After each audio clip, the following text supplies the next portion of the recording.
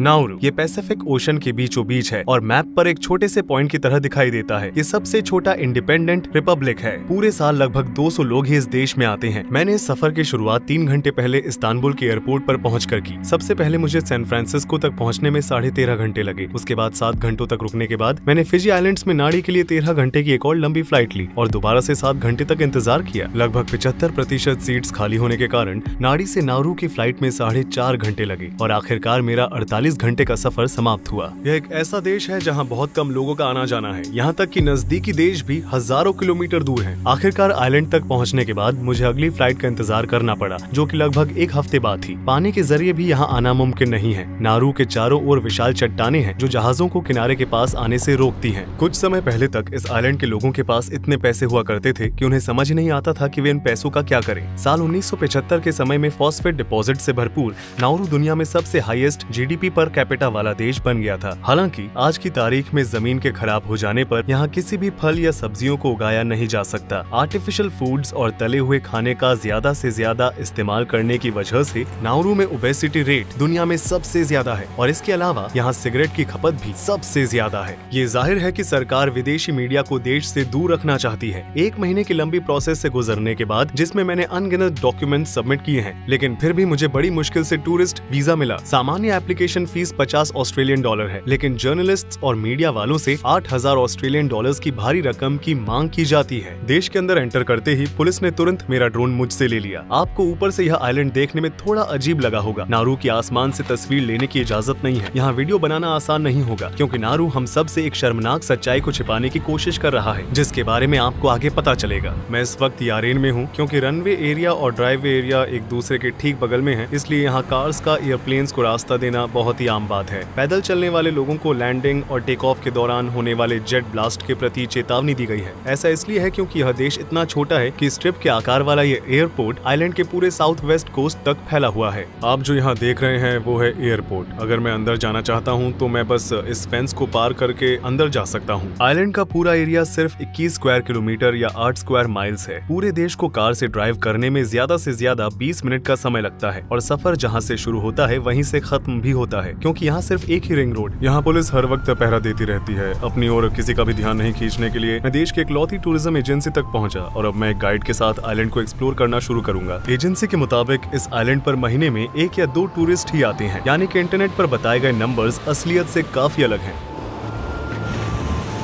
आप आइलैंड पर अपने खाली समय में क्या करते हैं? वॉलीबॉल।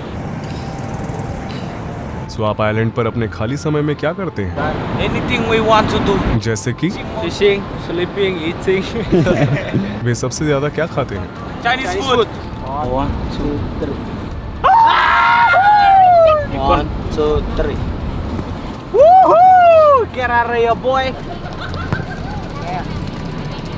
लेकिन फिर भी यहाँ ज्यादा लोग नहीं आते। नाउरू सदियों से माइग्रेटरी बर्ड्स का पसंदीदा स्टॉप रहा है। पहले माना जाता था कि इस आइलैंड में लिमिटेड रिसोर्सेज हैं, लेकिन इसकी मिट्टी में पक्षियों की बीट और समुद्री माइक्रो ऑर्गेनिज्म से बना गुआनो नाम का एक खजाना था। साल 1899 में जर्मन जियोलॉजिस्ट एल्बर्ट एलिस ने पाया कि इस आइलैंड पर हाई क्वालिटी फॉस्फेट रिजर्व है। एक समय में इसकी कीमत गोल्ड जितना था। फॉस्फेट एक रॉ मटेरियल है जिसका इस्तेमाल एग्रीकल्चर में प्रोडक्टिविटी को बढ़ाने के लिए किया जाता है और पहले विश्व युद्ध के दौरान ऑस्ट्रेलिया ने तुरंत नाउरू पर कब्जा कर लिया और इसे एक ओवरसीज माइनिंग फील्ड में बदल दिया। साल 1942 में कुछ समय के लिए जापान के कब्जे को छोड़कर निकाले गए फॉस्फेट को सालों तक दुनिया भर में बेहद कम कीमतों पर बेचा गया था। Some old people say that this cell here, Japanese used to pile people in and then close it up, put some gasoline from the rooftop and then burn them in there. Those who don't want to work for them. ये पटरी जो समय के साथ साथ मिटने वाली है, इसे साल 1907 में फॉस्फेट माइंस को धरती के अंदर वाले भाग से वेस्टर्न कोस्ट पर बने हार्बर तक लेकर जाने के लिए बनाया गया था। 1968 में नाउरू को आजादी मिलने तक यहाँ से 35 मिलियन मेट्रिक टन फॉस्फेट को निकाला जा चुका था। इस पर विश्वास करना थोड़ा मुश्किल है, लेकिन पिछले 100 सालों में दुनिया भर के कई लोगों की टेबल पर आने वाले फल और सब्जियां इस छोटे से आइलैंड की मिट्टी से निकाले गए फॉस्फेट से उगाए गए थे। आजादी मिलने के बाद नाउरू में पैसों की बारिश होने लगी और वहाँ पर रह रहे लोग, जिनकी धरती का इस्तेमाल फॉस्फेट माइनिंग के लिए किया जा रहा था, उन्होंने अपनी नौकरी छोड़ दी और करोड़पति बनने का इंतजार करने लगे। चाइना और अन्य पैसिफिक आइलैंड से हजारों वर्कर्स को फॉस्फेट माइनिंग की गंदी, गर्म और कठिन परिस्थितियों में काम करने के लिए लाया गया था। साल 1975 तक नाउरू में रह रहे प्रति व्यक्ति की इनकम लगभग 1,76,000 USD थी, जबकि दुनिया की लीडिंग इकोनॉमी में अमेरिका की आज के इन्फ्लेशन रेट को ध्यान में रखते हुए लगभग 44,000 USD थी। नारू अपने आप को एक वेलफेयर स्टेट राज्य स्थापित करने में कामयाब रहा, जहाँ कोई टैक्स नहीं था। पढ़ाई लिखाई, ट्रांसपोर्टेशन, स्वास्थ्य सेवाएं और यहाँ तक कि रहना भी मुफ्त था।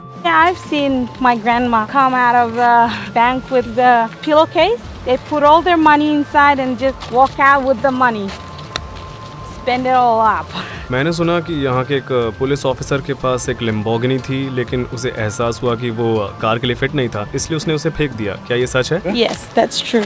Even big some waste. of the cars are bought for just decorations. जैसे जैसे यहाँ पर रह रहे लोग अचानक अमीर होते गए, पैसा उन पर हावी होता गया और ये छोटा सा आइलैंड लेटेस्ट कार मॉडल से भर गया। सड़क पर चलते चलते हमने पहले जमाने की लग्जरी कार्स का कलेक्शन देखा। कैडिलैक, जीप, लैंड रोवर, ये उन गाड़ियों के कुछ नाम है जिनका इस्तेमाल आइलैंड पर रहने वाले लोग अपने मनोरंजन और रफ्तार के लिए कभी कभी किया करते थे। ये कार के कब्रिस्तान की तरह लग रहा है। उन पर जमी हुई जंग ये दर्शाती है कि अच्छे दिन और कितने दूर हैं। जब से मैं यहाँ आया हूँ तब से यहाँ पर रह रहे लोग मुझे सड़क पर घूमने वाले पिटबुल के झुंडों से सावधान रहने की चेतावनी दे रहे हैं। एक जमाने में ये बहुत ही मशहूर ब्रीड मानी जाती थी, जिसे आइलैंड के कुछ लोगों ने अडॉप्ट भी किया और फिर सड़कों पर खुला छोड़ दिया। डॉग्स के साथ साथ बाकी के जानवर जो पहले नारू में मौजूद नहीं थे, उन्हें भी समय के साथ साथ यहाँ लाया गया। बिल्लियाँ, मुर्गियाँ और सुअर ऐसे कुछ जानवर हैं जिन्हें हाल ही में आइलैंड पर लाया गया है। माइनस द्वारा पेड़ों को उखाड़े जाने और उपजाऊ मिट्टी की खुदाई करने के बाद सभी लिविंग ऑर्गेनिज्म को काफी नुकसान पहुंचा था। ये धरती न तो एग्रीकल्चर के काम आती है और न ही कंस्ट्रक्शन की। इस वजह से यहाँ के लोगों को इसकी बहुत बड़ी कीमत चुकानी पड़ती है। नारू की धरती 15 मीटर या यूं कहे कि 49 फीट तक गहरे गड्ढों और लाइमस्टोन पिक्स से ढकी हुई है, जो आइलैंड के बीच से लेकर कोस्टल एरियाज तक फैला हुआ है। एसिड की अधिक मात्रा होने की वजह से इस बंजर जमीन पर कुछ भी उगाया नहीं जा सकता। नॉर्वन खुद को जीवित रखने के लिए विदेशों से हाईली कंप्रेस्ड कैंड फूड्स का इस्तेमाल करते हैं, जिसे ज्यादातर ऑस्ट्रेलिया से इम्पोर्ट किया जाता है। नारू के लोगों की एवरेज लाइफ एक्सपेक्टेंसी 64 साल है। सही डाइट न होने की वजह से नारुओं को सालों से दुनिया के सबसे ओबीस नेशन का खिताब मिलता आ रहा है। 150 साल पहले जब तक वेस्टर्न वर्ल्ड द्वारा इस आइलैंड को खोजा नहीं गया था, तब तक ये आइलैंड आत्मनिर्भर था, लेकिन आज वे सब कुछ आउटसोर्स कर रहे हैं। यहाँ पर रह रहे लगभग 97% पुरुष और 94% महिलाएं अधिक मोटापे से ग्रस्त हैं। नारुओं में मोटापे की समस्या महामारी जैसी है। हर जगह सड़कों पर, रेस्टोरेंट्स में, बाजारों में मैं लोगों को इस मोटापे की परेशानी का सामना करते हुए देख सकता हूँ। ऐसी आबादी में जहाँ 45% लोगों को डायबिटीज है, इसलिए अंग विच्छेदन बहुत ही आम बात है। पूरे देश को जागरूकता को बढ़ावा देने वाले बैनर लगे हुए हैं। देखिए, स्टोर के शेल्फ्स पूरी तरह से खाली हैं। यहाँ हर 6 हफ्तों में प्रोडक्ट्स को इंपोर्ट किया जाता है। आइलैंड पर ताजे फल और सब्जियां होना बहुत बड़ी बात है। एक फूल गोभी की कीमत 18 ऑस्ट्रेलियन डॉलर्स है और वहीं एक तरबूज की कीमत 61 ऑस्ट्रेलियन डॉलर्स है। कई लोगों को मीट प्रोडक्ट्स खाना पसंद होता है, जिन्हें वेस्टर्न कंट्रीज अपने ही लोगों को बेचना नहीं चाहती। उन्हें वे नोरुआन्स के लिए टर्की टेल्स के रूप में बेचते हैं। जानवर के इस हिस्से में लगभग 75% प्योर फैट होता है, जो हेल्दी खाने से कोसों दूर है।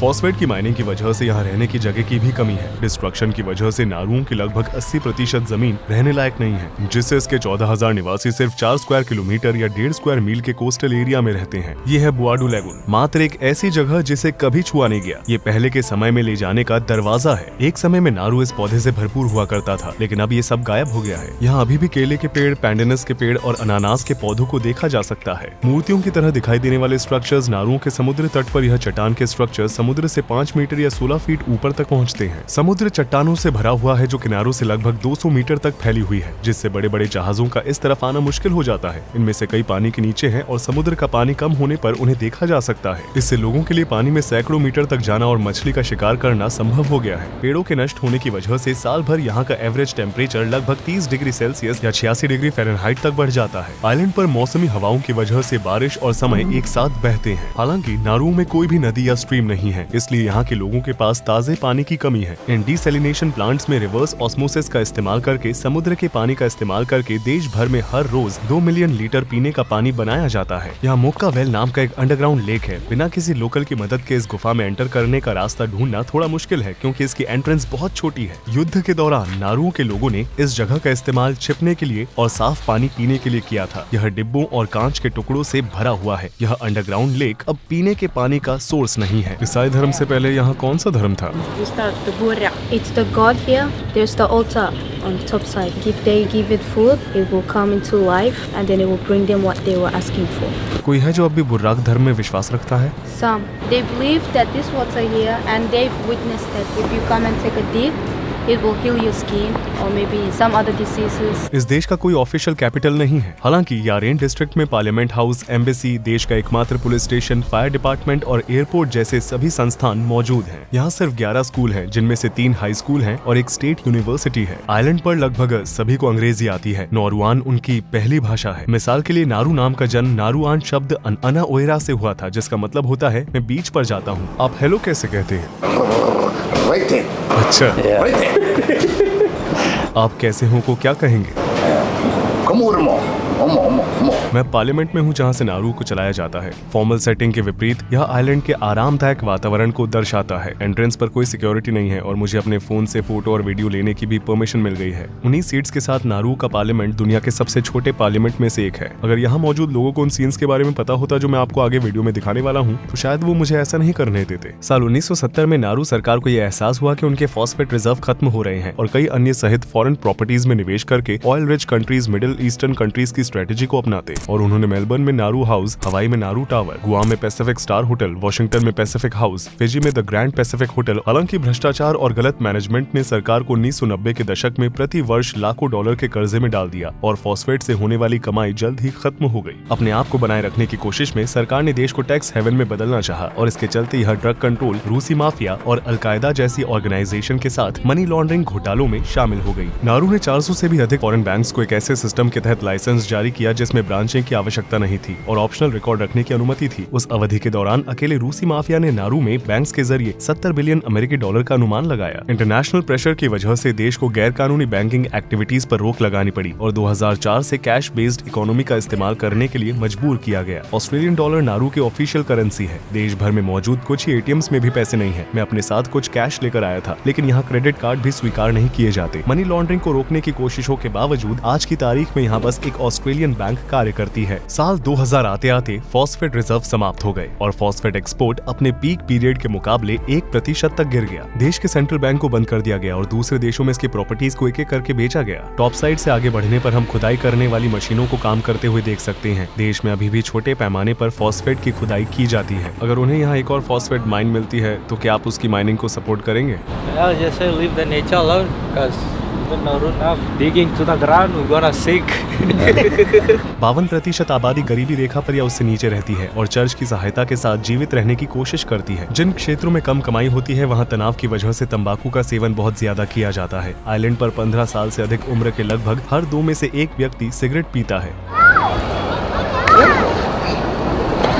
इस आइलैंड पर कुल 5 बीचेस हैं और वहाँ भी हम टायर और कचरा देख सकते हैं। नारू साल 2001 में फाइनेंशियल सपोर्ट के बदले ऑस्ट्रेलिया से अवांछित शरणार्थियों को स्वीकार करने के लिए राजी हो गया। लगभग 1000 शरणार्थियों, जिनमें ज्यादातर अफगान, इराकी और ईरानी थे, को नारू ले जाया गया और हिरासत में ले लिया गया। टॉप साइड पर जहाँ पेड़ों की कोई छाया नहीं है, वहाँ 3 रिफ्यूजी कैंप्स बनाए गए थे। लोगों को चिलचिलाती धूप में साफ पानी की नियमित पहुँच के बिना सालों तक प्लास्टिक के टेंट्स में रहने के लिए मजबूर किया गया था। इनमें से कईयों ने अपनी जिंदगी को समाप्त करके अमानवीय और बिगड़े हुए हालातों और अनिश्चित भविष्य से बचने की कोशिश की। ऐसे हालातों में सबसे ज्यादा मुश्किलों का सामना बच्चों को करना पड़ा, जो कि ज्यादातर कैंप्स में थे। इन कैंप्स को बनाए रखने के लिए ऑस्ट्रेलिया हर साल 550 मिलियन USD खर्च कर रहा था। दूसरे शब्दों में कहा जाए तो नारू गवर्नमेंट आइलैंड पर बंदी बनाए गए हर एक रिफ्यूजी के बदले 5 लाख USD कमा रही थी। जैसे ही मैंने इन छिपे हुए इलाकों में जाने की कोशिश की, अचानक बैरिकेड मेरे रास्ते में आ गए। उन्होंने टॉप साइड में 3 अलग अलग जगहों पर बनाए गए कैंप्स की ओर जाने वाली सभी सड़कों को बंद कर दिया था। फिर भी मुझे बाहर से शूट करने का एक रास्ता मिल ही गया। लगभग 20 सालों से ये कैंप्स चिकित्सीय लापरवाही, दुर्घटनाओं और खुद की जान लेने की वजह से अनगिनत व्यक्तियों की जान जाने का स्थान बन गया है। हालिया रिपोर्ट से पता चलता है कि ये जगहें अब पूरी तरह से खाली हो चुकी हैं। हालांकि यहाँ पर रह रहे लोगों को इस बारे में कोई खास जानकारी नहीं है। वर्तमान में नारू कनाडा में स्थित मेटल्स कंपनी के सहयोग से गहरे समुद्र में माइनिंग में शामिल होने का इंतजार कर रहा है। उनका प्लान पॉलीमेटालिक स्टोन्स को निकालने का है, जो हर 10 लाख सालों में बस कुछ ही मिलीमीटर बढ़ते हैं। बैटरियों में पाए जाने वाले कोबाल्ट, निकल, कॉपर और मैंगनीज जैसे मेटल से युक्त ये पत्थर आने वाले भविष्य में एनर्जी का सोर्स बनेंगे। वैज्ञानिकों ने चेतावनी दी है कि समुद्री जीवन को खतरे में डालने वाले ये माइनिंग ऑपरेशंस कार्बन को अब्सॉर्ब करने की समुद्र की क्षमता को कम कर सकते हैं और तेजी से मौसम में बदलाव ला सकते हैं। नारू के इस वीडियो को देखने के बाद मैं अनाउंस करना चाहता हूँ कि ये मेरा इस चैनल पर आखिरी वीडियो है। आगे से सारा कंटेंट सिर्फ मेरे नए चैनल पर पब्लिश होगा। मैंने अभी लारेन कनाडा पर नया वीडियो रिलीज किया है, जो दुनिया का सबसे ऊंचा ह्यूमन सेटलमेंट है। पृथ्वी पर आकाश के सबसे करीब बसा हुआ स्थान, जहाँ लोग बादलों के ऊपर रहते हैं।